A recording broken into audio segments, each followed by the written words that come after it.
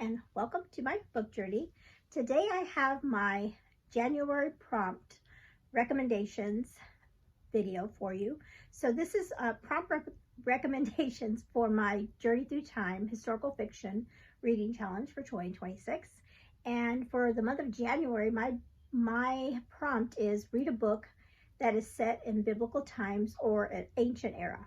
So I thought, biblical fiction would be perfect for this, but also if you don't want to read a book that's necessarily a biblical setting, just an ancient setting, it would work for this prompt as well. So if you want to read one, an ancient historical fiction set in like Greece or in the Roman times, anything like that. Okay, so what I'm going to do first is I'm going to give you my recommendations for books that I've already read that would fit perfectly for this prompt. And then I'm going to show you some books that I have on my shelf that will work for this prompt. And I'm still kind of trying to decide which book I want to read for January. So these are my options for me. So first, let's talk about the books I've already read and that I highly recommend. So this first book is called Counted with the Stars by Connell Cassette. And this is a trilogy. And I did finish the entire trilogy, but this is book one.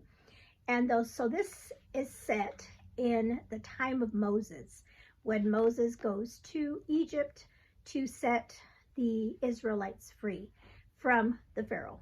And so our main character, her name is Kaya. She is actually an Egyptian.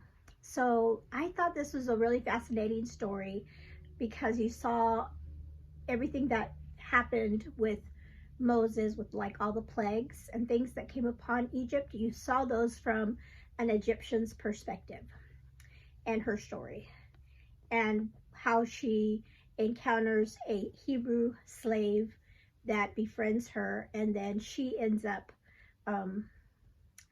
questioning, her own faith. So this is a great story. Again, it's a book one in a series. It's the Out from Egypt series. So highly recommend that one. The next one is another series. This one is the Chronicles of the King series, and I have read book one and two.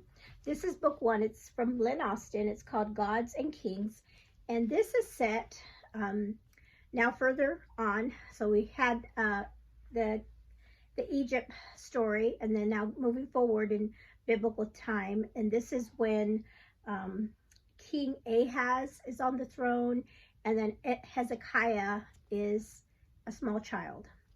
And so I believe the rest of the series is going to chronicle Hezekiah and maybe a kings after him. But in this book, he's a young person, a young child, and then the things that he experiences. And I really enjoyed this book. It was really good. It was written really well by Lynn Austin, and I had picked this up because it had been recommended to me by many people. So like I said, I still have not finished the series, so reading book three would be an option for me to do that, but I highly recommend that one. Okay, now we're moving. Oh, I should have put these, maybe I didn't think ahead of time. I could have put them in biblical order time, but now we're going to go back in time, because this one would have been a good one to follow after the Out of Egypt, because this one is Pearl in the Sand by Tesha Afshar, and this is the story of Rahab. And Rahab was living in Jericho when the Israelites came and they overtook Jericho, and that's when the famous song Jericho and the walls come down, Battle of Jericho, that song, and the walls come tumbling down.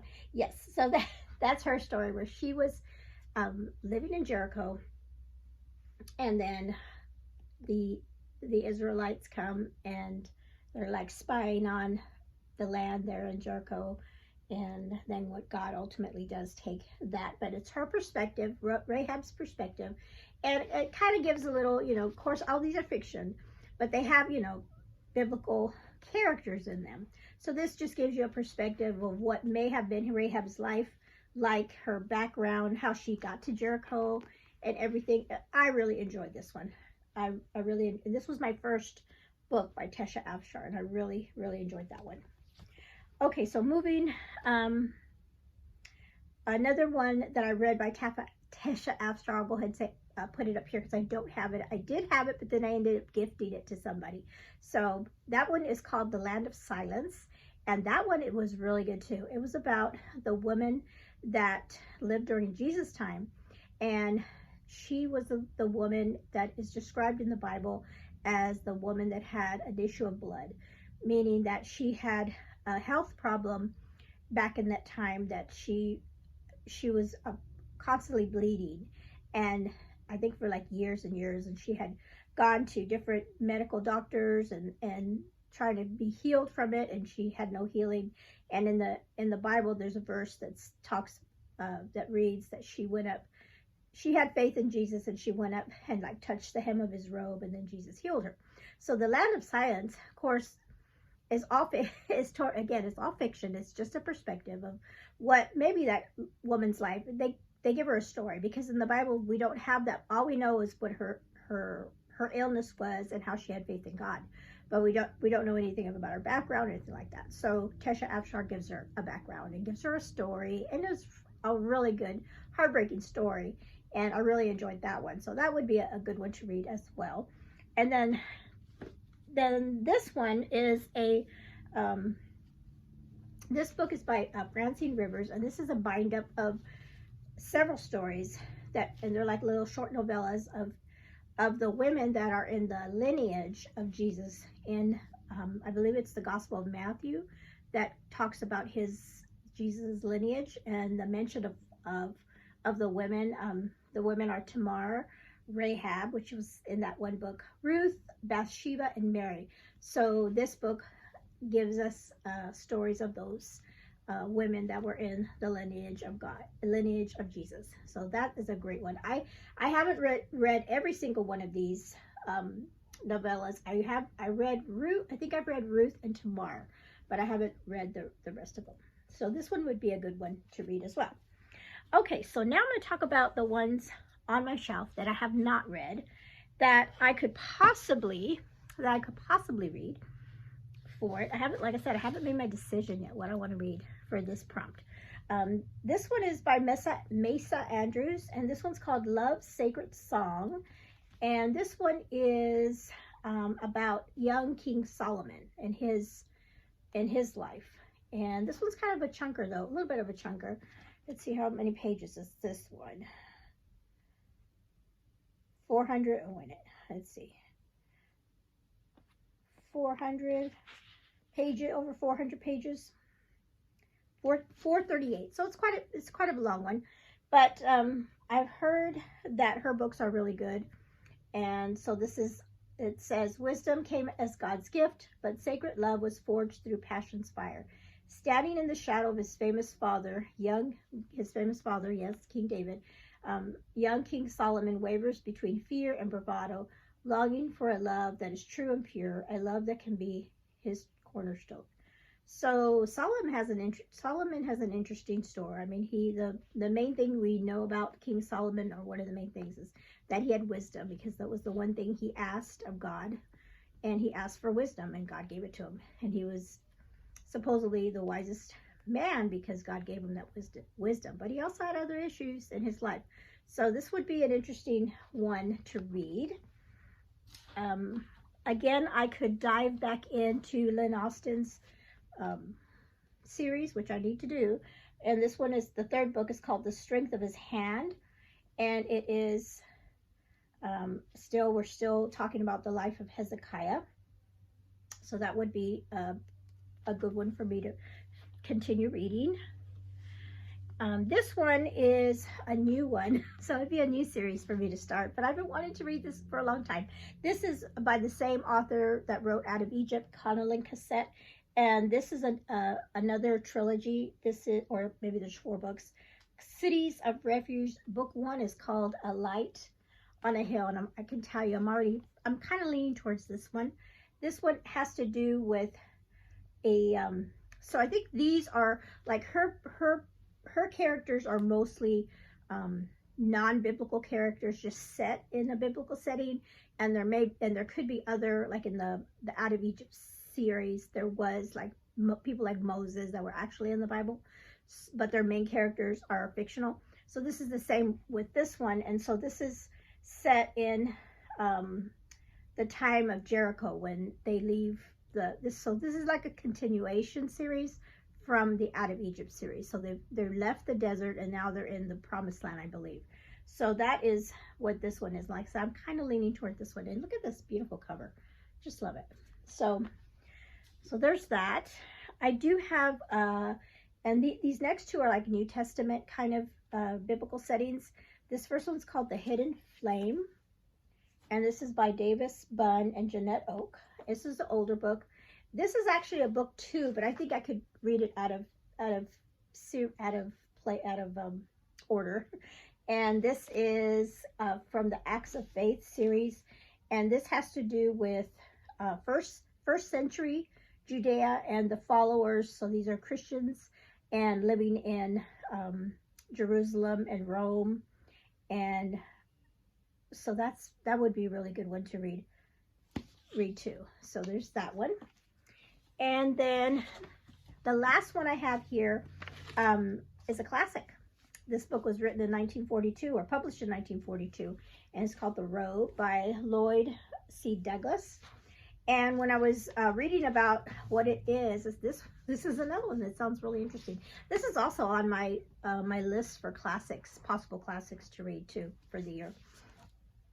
But this one is about a Roman soldier who wins Christ's robe gambling. So there is a verse in scripture that talks about the soldiers gambling for Christ's belongings and his robe. So this is, of course, again, it's a fictional story about this soldier that wins Christ's robe. And then it says he goes on a quest to find out about the truth about the robe and the Nazareth that was crucified. So this sounds really, really good. Again, it's a classic from 1942.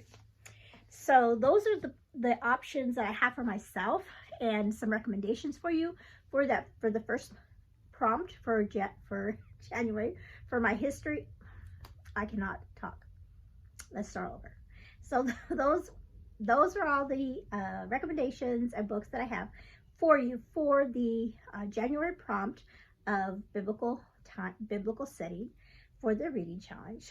So hopefully y'all, if any of these interest you, or if you're already thinking of another book to read, let me know in the comments below what you're planning. If you are joining me on my journey through time and starting off in the biblical era, let me know what book you're thinking about reading. If you have any recommendations for anybody else. So, or if you've read any of these too, let me know in the comments below. Before I go, I wanted to share with you recently, my family and I, we always like to do decorate Christmas cookies. My mother-in-law makes some great sugar cookies, and then we get together and decorate them, and then we go out to see Christmas lights. And so we did that this weekend. And then she brought over our ornaments. She loves to give us ornaments every year. And she gave me the cutest one. And look at this one. Isn't that sweet? It has books on it. It's like a bookshelf. And it says, all I want for Christmas is more books. It's perfect. It's absolutely perfect. So she was really pleased when she got that for me, because she knew that I would love it. So I hope all of you out there are having a wonderful, wonderful Christmas and Christmas season. It's getting really close. This video is going to go out on Monday, the Monday before Christmas. And so I just want to, at this time, just want to wish everyone out there a wonderful Christmas holiday season. And I just pray that everything is well for your families and that you're enjoying this week. And even with all the hustle and the bustle of shopping and everything, that you're able to take some time to think about Jesus, and that he is the reason for the season. And Ellie and I have been enjoying our devotional that we've been doing together, and just talking about all the different things that happened during that first Christmas, and everything that, it's just a wonderful story, amazing story with the angels and the shepherds, and later on the Magi, the wise men. Just a wonderful story. But the main thing is that Jesus came. He came, and he lived among us. He was God with us, Emmanuel. And I think it's just a wonderful story, and it's a wonderful time to reflect on that, to think about that, what that really means for us personally in our lives, and just to be thankful for what happened 2,000 years ago. So, and then so as we start the new year off, reading a biblical history, you know, biblical historical fiction book would be fun, just to kick things off. I think start at the very beginning. I would think so. Thank you so much for hanging out with me today. Again, comment below if you're going to join me in my